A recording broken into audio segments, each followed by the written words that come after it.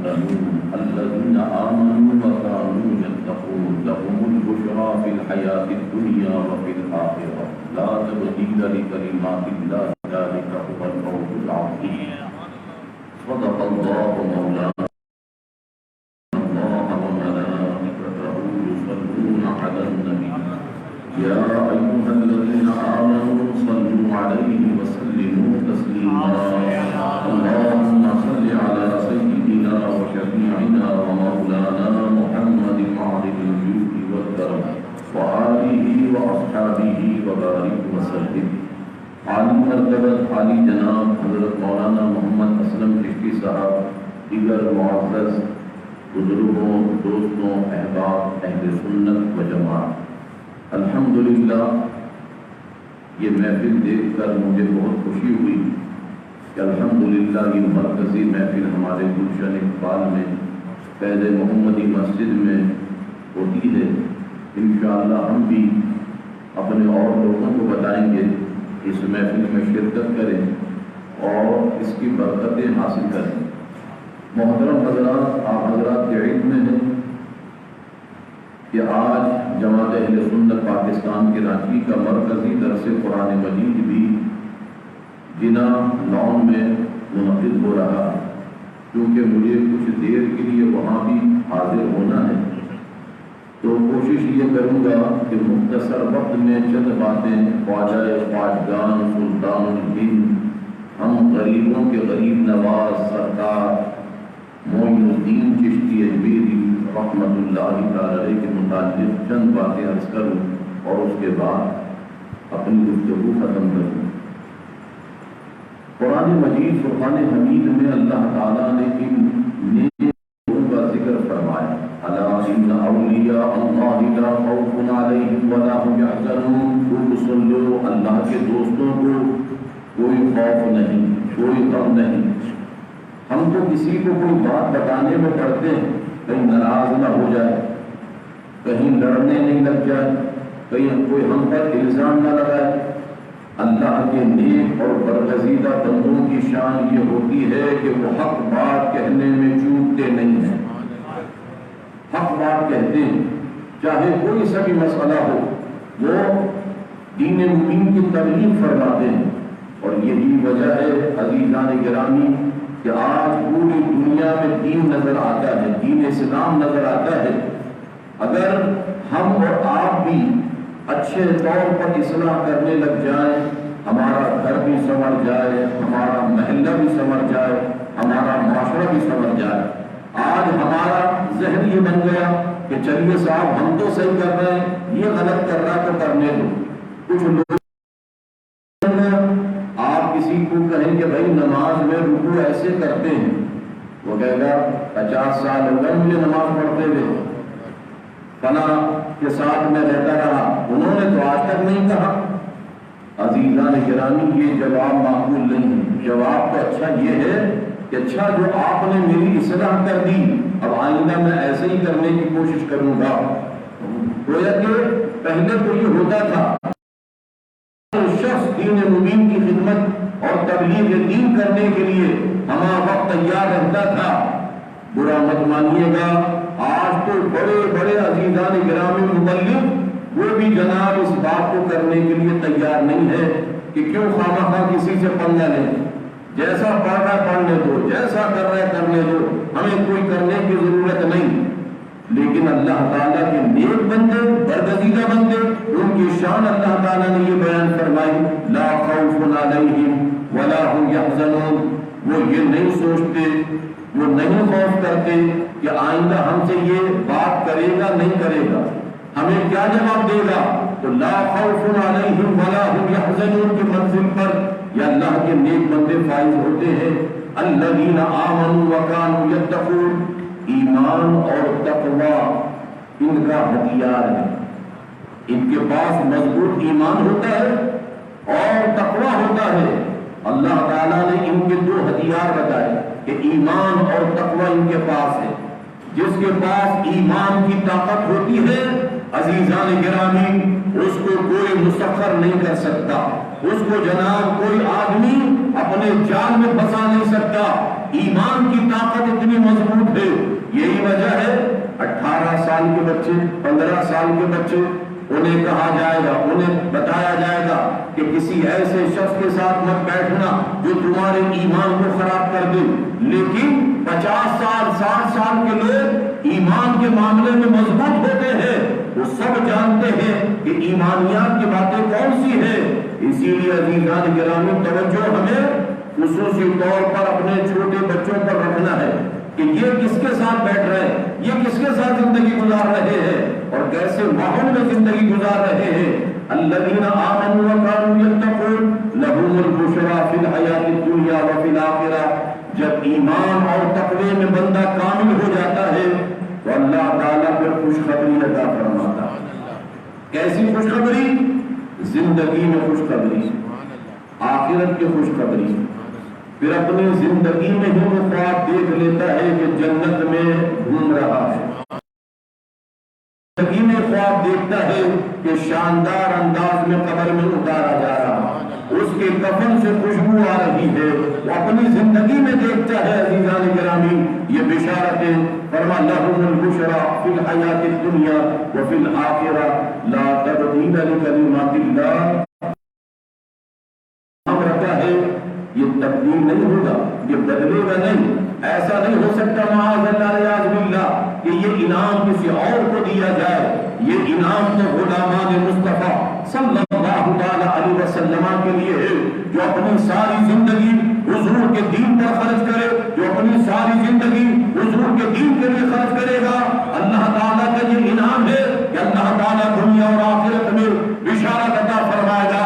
آج ہم غور فرمائیں، مسلمان کی زندگی ایک قید خانے کے مانند ہے، مسلمان ایک قید خانے میں رہ رہا ہے، لیکن فرما مرنے کے ساتھ ہی اسے آزاد کیا جاتا ہے اور اس کی پرواز بڑھا دی جاتی ہے اور معاملات بڑھ جاتے ہیں۔ اب اگر میں یہاں سے یہ بات شروع کر دوں تو غلط نہ ہوگا کہ خواجہ غریب نواز، ان کا فیضان ان کی ظاہری حیات میں جتنا تھا اس سے کئی گنا بڑھ کر آج ان کا فیضان جاری ہے۔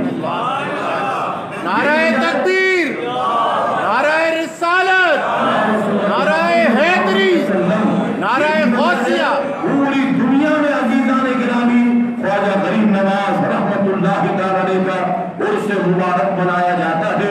اور یہ بات بھی ذہن میں رکھیے گا کہ جس طریقے سے ہمارے نام مختلف ہیں، مثال کے طور پر میرے گھر والے، میرے ماں باپ، میرے چچا، میرے تایا گھر میں مجھے کہتے کامران، ٹھیک ہے نا؟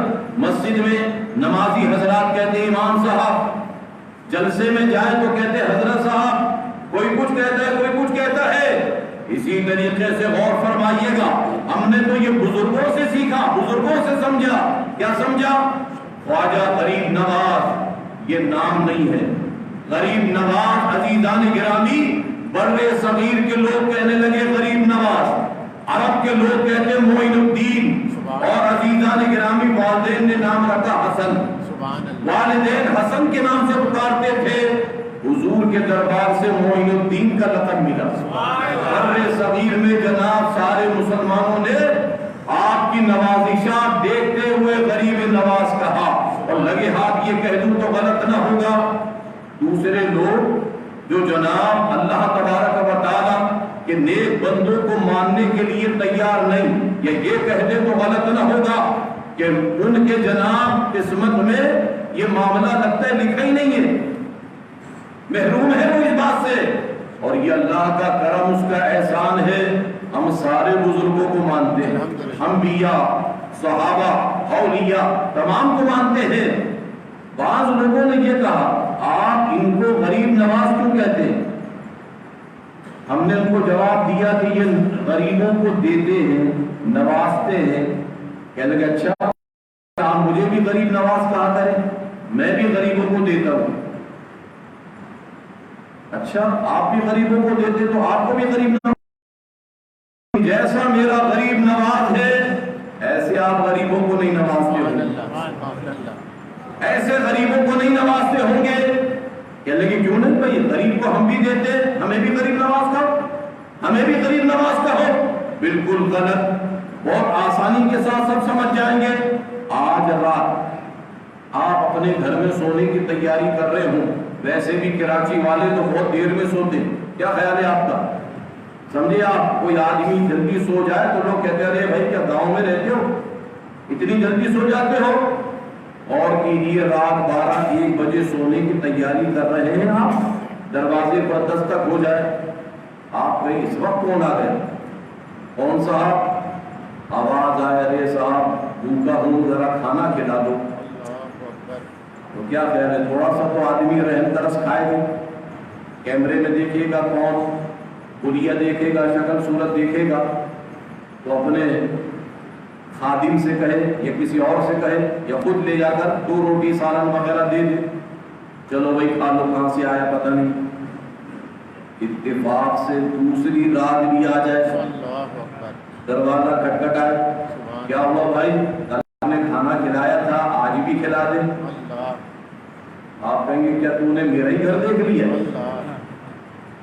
سارے بنگلے چھوڑ کر تو ہمارے ہی گھر پر آ رہا ہے؟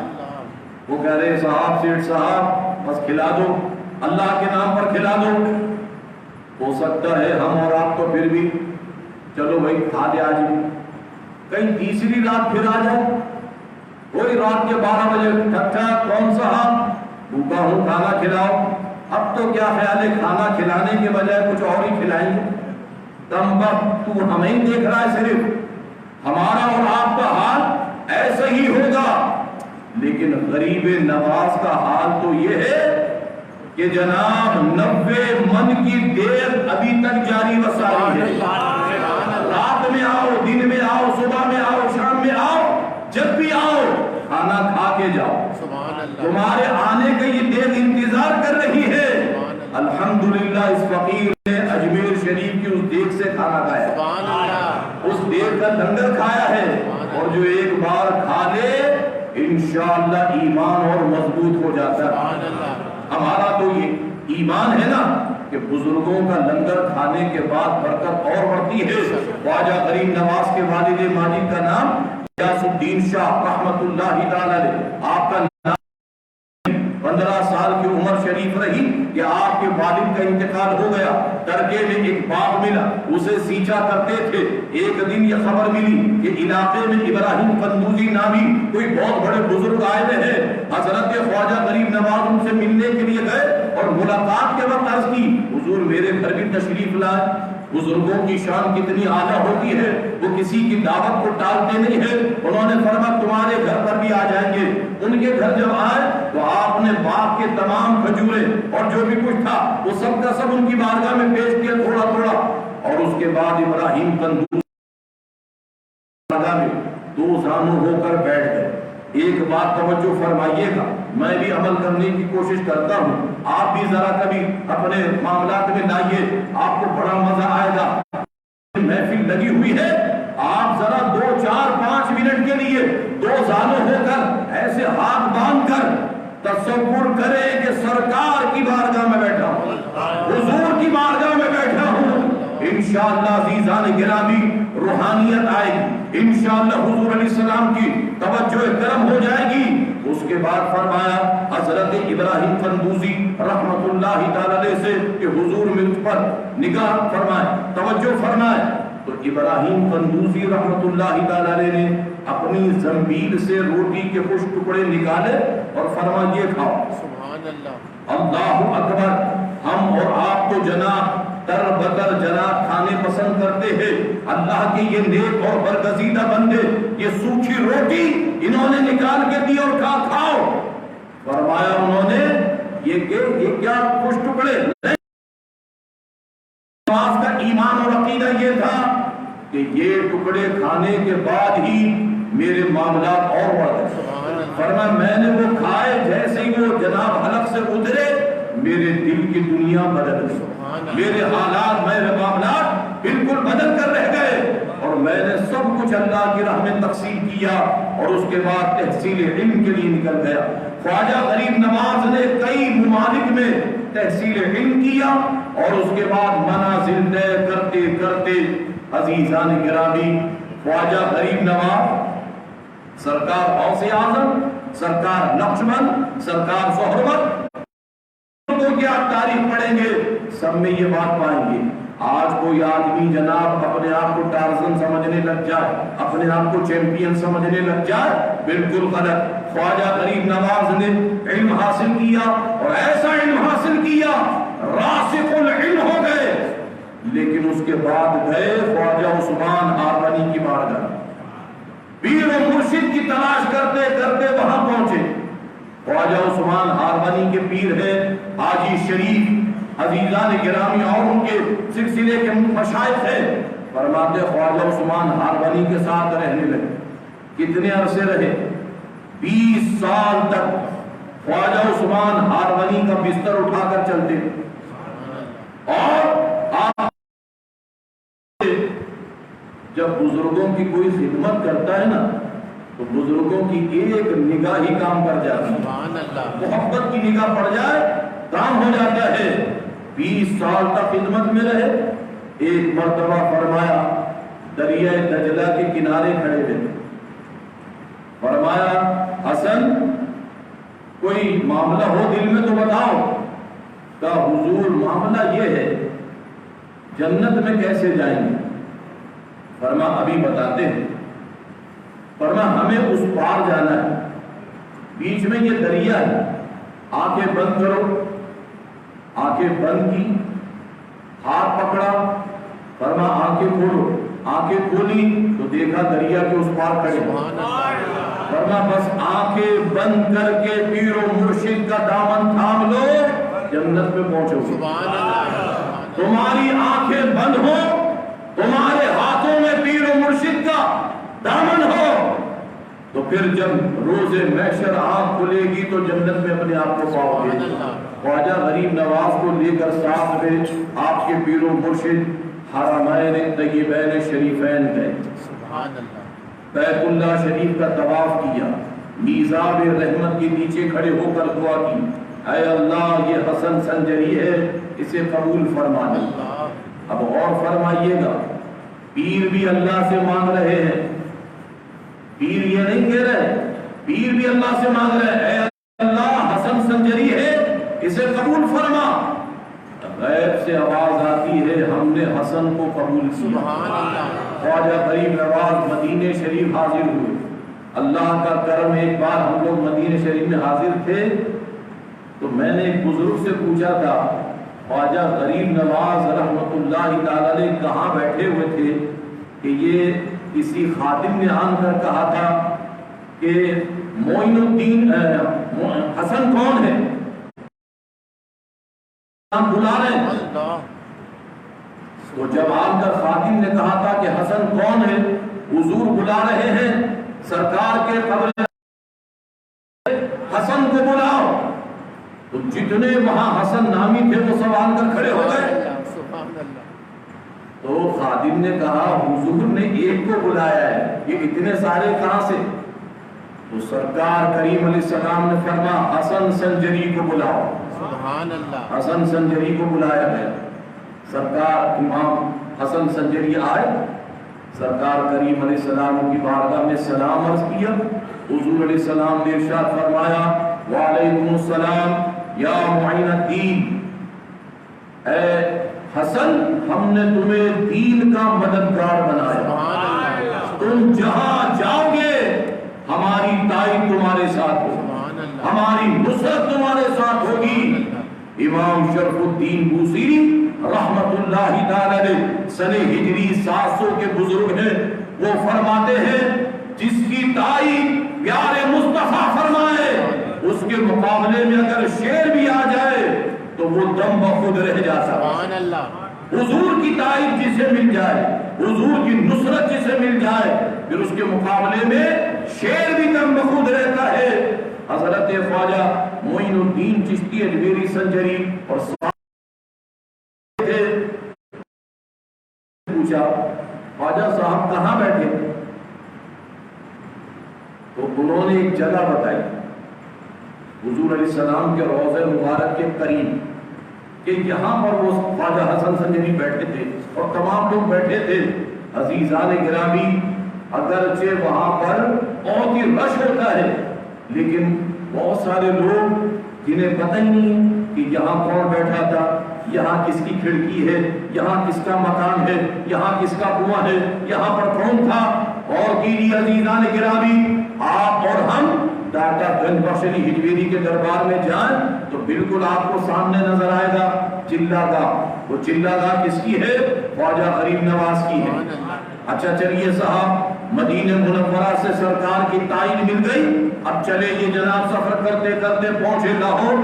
لاہور پہنچنے کے بعد کوئی اور کام نہیں کیا، سب سے پہلے گئے داتا صاحب۔ سبحان اللہ، سبحان اللہ۔ آپ دنیا میں سفر کرتے ہوں گے، جہاں کہیں جائیں وہاں پر جانے کے بعد یہ کہیں اے اللہ کے نیک بندو جو یہاں پر جلوگر ہو میری مدد کرو۔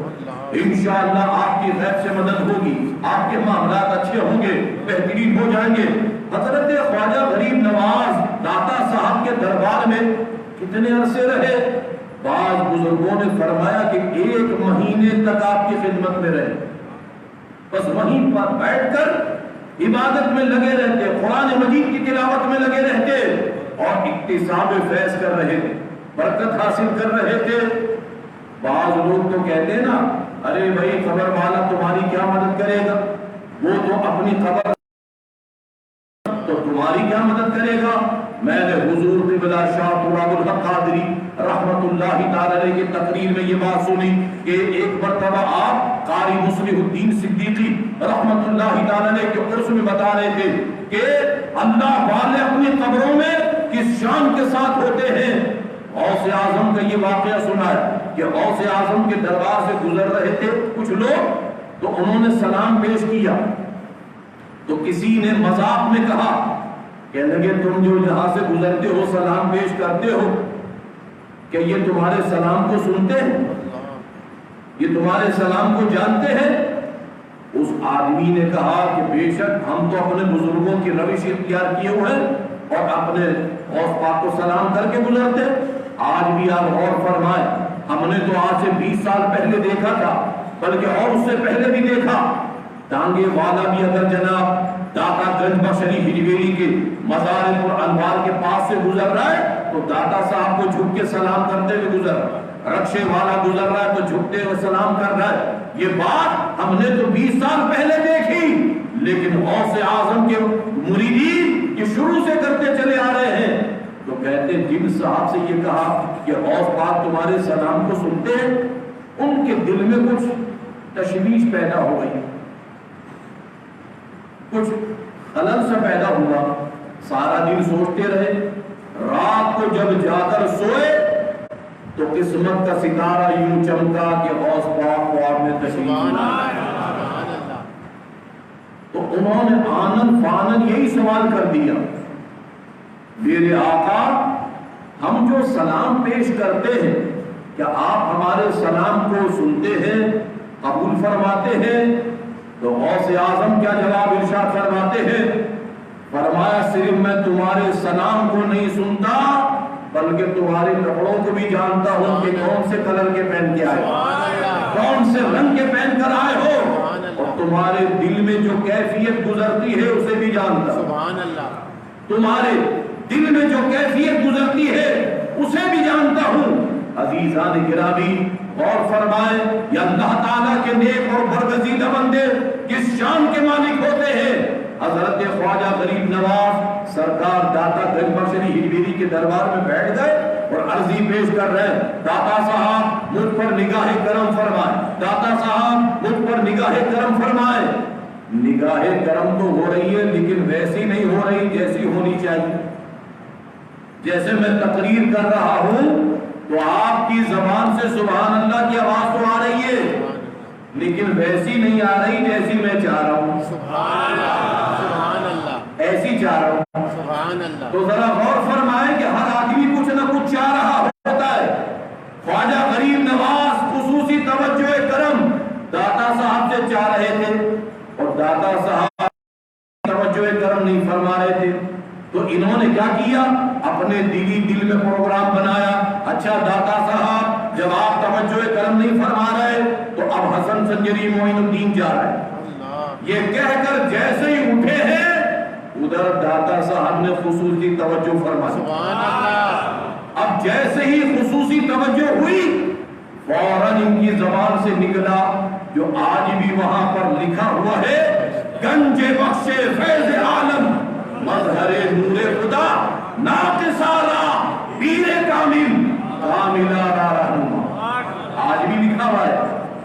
تو بتانا کیا چاہتا ہوں، خواجہ غریب نواز اتنے بڑے بزرگ گئے اپنے بزرگ کے پاس، سمجھے آپ، گئے اپنے بزرگ کے پاس۔ ہم اپنے بزرگوں کی تعریف کرتے ہیں، وہ اپنے بزرگوں کی تعریف کرتے ہیں، سمجھے آپ۔ اب ایک بات کہنے لگا ہوں، اللہ کرے سب کے سمجھ میں آئے۔ ہم کیا کہتے ہیں؟ ہم کہتے ہیں کہ کی شان یہ ہے کہ جیسے ابھی ہم خواجہ غریب نواز کا تذکرہ کر رہے ہیں، ہمارا ایمان ہے کہ خواجہ صاحب کی نگاہ کرم ہم پر ہے۔ سبحان اللہ۔ یہ تو بزرگوں نے فرما دیا کہ جب کسی بزرگ کا تذکرہ کیا جائے تو اللہ تعالیٰ ان کی توجہ کرم چاہنے والے پر فرما دیتا ہے اور خصوصی توجہ فرماتے ہیں۔ اس کے بعد عزیزان گرامی اور فرمائیں، امام عبد الوہاب شعرانی بہت بڑے بزرگ ہیں تصوف کے، وہ کیا فرماتے ہیں؟ فرماتے ہیں میں اپنے پیر و مرشد کے دربار میں جا رہا تھا، کچھ تھوڑی دیر ہو گئی پہنچنے میں، عرس کے موقع تھا، پہنچنے میں کچھ دیر ہو گئی تو ہوا کیا، جب پہنچا تو وہاں کے خادم مجھ سے کہنے لگے ابھی حضرت کی قبر انور سے آواز آ رہی تھی، کیا بات ہے؟ عبد الوہاب شعرانی ابھی تک نہیں آیا، ابھی تک نہیں آیا، حضرت بار بار ارشاد فرما رہے تھے ابھی تک نہیں آیا۔ تو میں نے کہا حضور آنے میں کچھ تاخیر ہوئی، معذرت چاہتا ہوں۔ حضرت امام عبد الوہاب شعرانی فرماتے ہیں یہ اللہ کے نیک بندے جب ان کی طرف کوئی جائے تو یہ قبر سے ہی عزیزان گرامی اس پر توجہ ڈالتے ہیں۔ سبحان اللہ۔ بزرگ ان کے پیر و مرشد کیا فرماتے ہیں؟ فرمایا جب کوئی ہمارے مزار کی طرف قدم اٹھاتا ہے پھر ہم اللہ تعالیٰ سے عرضی پیش کرتے مولا اسے کوئی تکلیف نہ پہنچے، کوئی صدمہ نہ پہنچے، کوئی اس کا ایکسیڈنٹ نہ ہو، کوئی تکلیف نہ پہنچے۔ پھر اللہ کی بارگاہ میں ہم ایسے عرض کرتے ہیں مولا اگر ایک ہاتھ بھر کی رسی بھی اس کی گم ہو جائے تو مولا اس کا وہ نقصان بھی پورا کرا دے۔ سبحان اللہ، سبحان اللہ۔ یہ باتیں تو میں نے آپ کے سامنے اس لیے کی کہ آپ سب اہل سلسلہ ہیں اور بزرگوں کے ماننے والے، ورنہ صحیح حدیثوں میں یہ فرمایا مدینہ منورہ جانے والا شخص جب مدینہ شریف جاتا ہے حضور کا سچا غلام، حضور نے فرمایا میرے مدینے میں آؤ، میرے مدینے میں رہو، میرے مدینے میں تمہاری شفاعت کروں گا۔ سبحان اللہ۔ اور اگر کسی کی کوئی چیز گم ہو جائے، کوئی نقصان ہو جائے تو اے میرے غلاموں میں تمہارا مصطفیٰ آقا تمہارے اس غم کو دور کر دوں گا، سبحان اللہ، تمہاری اس تکلیف کو دور کر دوں گا۔ عزیزان گرامی پتہ یہ لگا اللہ تعالیٰ کے نیک اور برگزیدہ بندے آج بھی اپنی قبروں سے فیضان جاری فرما رہے ہیں، اور یہ بات کسی سے ڈھکی چھپی نہیں۔ حضرت علامہ مولانا قاری نثار الحق صاحب قادری بڑا بورڈ والے، انہوں نے تقریباً 60 سال ایک ہی مسجد میں امامت و خطابت فرمائی، 60 سال۔ ہمارے حضرت کو بھی لگتا ہے 28 سال تو ہو گئے۔ دعا کرے عزیزان گرامی اللہ تعالیٰ ان کی زندگی میں برکت عطا فرمائے۔ سمجھے آپ، ذرا غور کیجیے گا، ان کے دادا علامہ اسرار الحق صدیقی طوطی ہند کہلاتے تھے۔ دیکھیں خواجہ غریب نواز کی چوکھٹ کتنی شاندار ہے، اللہ اکبر۔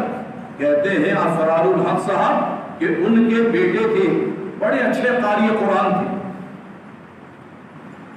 سفر میں جا رہے تھے، کسی جگہ جلسہ تھا تو راستے میں اجمیر شریف پڑتا تھا، تو جب کبھی ایسا سفر ہوتا کہ اجمیر پڑتا یا کوئی اور بزرگ کا مزار ہوتا تو وہ اترتے، وہاں حاضری دیتے، پھر آگے بڑھتے۔ اسرار الحق صاحب اترے اجمیر شریف، سرکار خواجہ غریب نواز کے دربار میں حاضری دی، چل دیا آگے، جلسے میں پہنچے، پہنچنے کے بعد ہوا کیا، قاری صاحب ان کے بیٹے نے تلاوت کی، نعت شریف پڑھی، ابھی جناب تقریر شروع کرنے والے تھے، ایک صاحب اٹھ کر آئے، کہنے لگے علامہ صاحب یہ جو تلاوت جنہوں نے کی ہے کہ کون ہے؟ کہا میرا لڑکا ہے۔ کہا اچھا ماشاءاللہ، اس کی شادی ہو گئی؟ کہنے لگے نہیں، اس کی شادی نہیں ہوئی۔ کہنے لگے کیوں شادی کیوں نہیں کی ابھی تک؟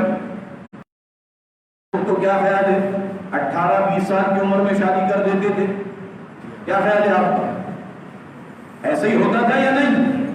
اب تو جناب 35-40 سال کی عمر میں شادیاں ہو رہی ہیں۔ تو دیکھا بچے کی عمر جناب تقریباً 25 سال کے لگ بھگ ہے، پوچھا شادی کیوں نہیں کی؟ کہا ہم صدیقی ہیں اور خاندان صدیقی چاہتے ہیں، ابھی تک جوڑ کا رشتہ نہیں مل رہا، میں خود اس معاملے میں پریشان ہوں۔ کہا اچھا؟ کہا الحمدللہ میں صدیقی ہوں، میری لڑکی ہے، اگر آپ اجازت دیں تو میں کچھ بات عرض کروں؟ فرمایا ہاں۔ کہا میں چاہتا ہوں کہ جناب میری لڑکی سے آپ اپنے بیٹی کا نکاح کر دیں۔ سبحان اللہ، سبحان اللہ۔ اور کر لیں؟ کہا اور کیا کر لیں؟ میرے خواجہ نے کام بنا دیا تو بس میں نے قبول کر لیا۔ کہتے راستے میں جب آ رہا تھا تو خواجہ صاحب کے دربار میں نے عرضی پیش کی تھی، حضور لڑکا جوان ہو گیا ہے، رشتہ صدیقی نہیں مل رہا، کام ذرا بنا دیا، کام ذرا کر دے۔ فرماتے ہیں کہ ابھی تو جناب 24 گھنٹے بھی نہیں گزرے، میرے خواجہ نے کام بنا دیا۔ جب میرے خواجہ کی طرف سے اشارہ ہو گیا اور کام ہو گیا تو میں نے تمہارا یہ رشتہ قبول کر لیا۔ وہ صاحب اتنے شاندار تھے، کہنے کہ حضور دیر مت کیجیے، بس ابھی جناب نکاح پڑھائیے اور ہم رخصت کرتے ہیں۔ انہوں نے کہا میں یہاں جلسہ کرنے کے لیے آیا، نکاح پڑھانے کے لیے نہیں آیا۔ کہا حضور سے سنا ہے نیک کام میں دیر نہیں کرنا چاہیے۔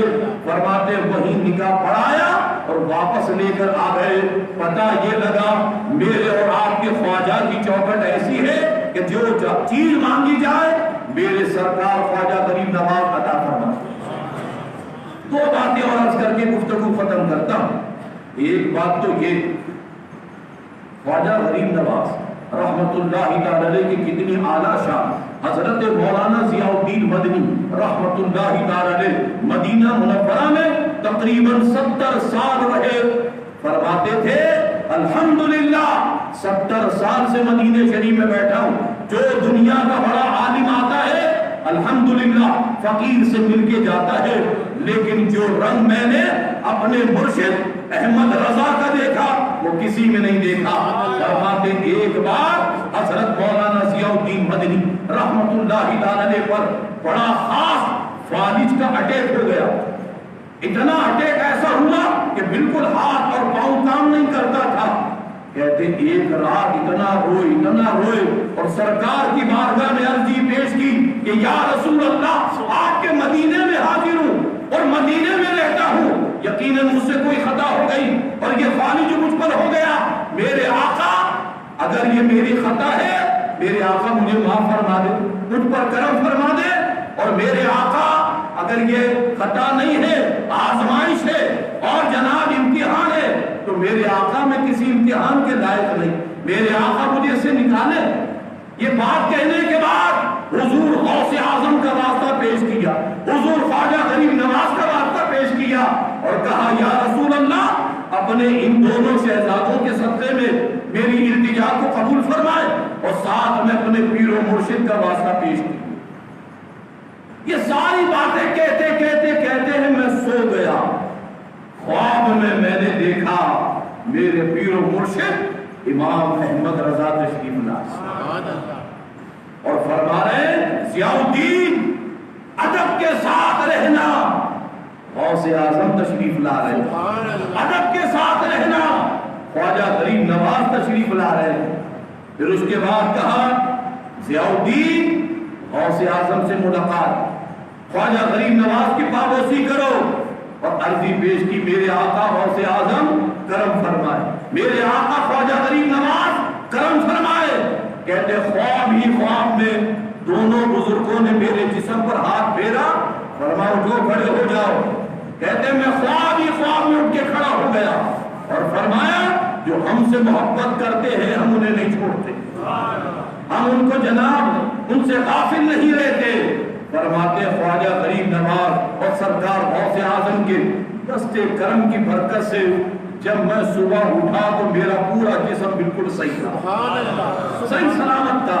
عزیزان گرامی, ہمارا ایمان اور عقیدہ یہ ہونا چاہیے, یہ اللہ کے نیک بندے اپنے چاہنے والوں کی مدد فرماتے, اپنے چاہنے والوں پر کرم فرماتے ہیں. دیکھیں آپ, جب خواجہ غریب نواز کا موسم آئے, ان کے عرس کا, غوث اعظم کے عرس کا, یا کسی اور بزرگ کے عرس کا, تو جہاں ہماری زبانیں ان کے ذکر سے تر رہتی ہیں, وہاں پر دوسرے لوگ بھی عزیزان گرامی اپنے ڈھول بجانا شروع کر دیتے. کہتے ہیں یہ کچھ نہیں دے سکتے, جو بھی دے گا اللہ دے گا, جو بھی دے گا اللہ دے گا, یہ کچھ نہیں دے سکتے. اعلیٰ حضرت فاضل بریلوی رحمۃ اللہ تعالی علیہ, ان کے دور اقدس کی بات ہے, کوئی بہت بڑا مالدار آدمی تھا. خواجہ غریب نواز کے عرس کا مہینہ جب آیا تو لوگوں نے سفر کیا خواجہ غریب نواز کے اجمیر شریف کا, تو قافلے بننے لگے, جانے لگے لوگ. تو وہ مالدار آدمی کہنے لگا, ارے کیا تم لوگ اپنا پیسہ وہاں پر جا کے خرچ کرتے ہو, کچھ نہیں ملے گا, کچھ نہیں پاؤ گے. ایک آدمی اس کے پیچھے بڑھ گیا, کہنے لگا چلو تو صحیح, چلو تو صحیح, دیکھو تو صحیح کیا ملے گا, دیکھو تو صحیح. وہ رئیس بھی مالدار بھی تیار ہو گیا, کہنے لگا اچھا کرایہ لے گا میرا, کہنے لگا کرایہ بھی کھانا بھی سب کچھ میں تیرا خرچ کروں گا, چل میرے ساتھ, دیکھ تو صحیح خواجہ غریب نواز کیسا کرم فرماتے ہیں. اس نے کہا اچھا چلو, مفت کا جب مل رہا ہے سب کچھ تو جانے میں کیا ہے, جا کے ذرا تماشا دیکھ کر آتے. لیکن یہ لے جانے والا تو خواجہ غریب نواز سے عرضی پیش کر رہا ہے, میرے آقا میں اس کو لے کر آ رہا ہوں, ذرا کچھ کرم فرمائے. اب یہ رئیس چلا گیا ساتھ میں, وہ جانے کے بعد دربار میں نہیں جا رہا, اندر نہیں جا رہا ہے, کہہ رہا نہیں بس میں باہر جائے بیٹھ کے سارا تماشا دیکھوں گا. تو یہ آدمی گیا اندر حاضری دے کر, اور سرکار خواجہ غریب نواز سے عرضی پیش کی, مولا حضور کرم فرمائے. واپس باہر جب آیا, یہ آدمی بڑے مزے سے اپنے ٹیک لگا کر بیٹھا ہوا ہے, سارا تماشا دیکھ رہا ہے.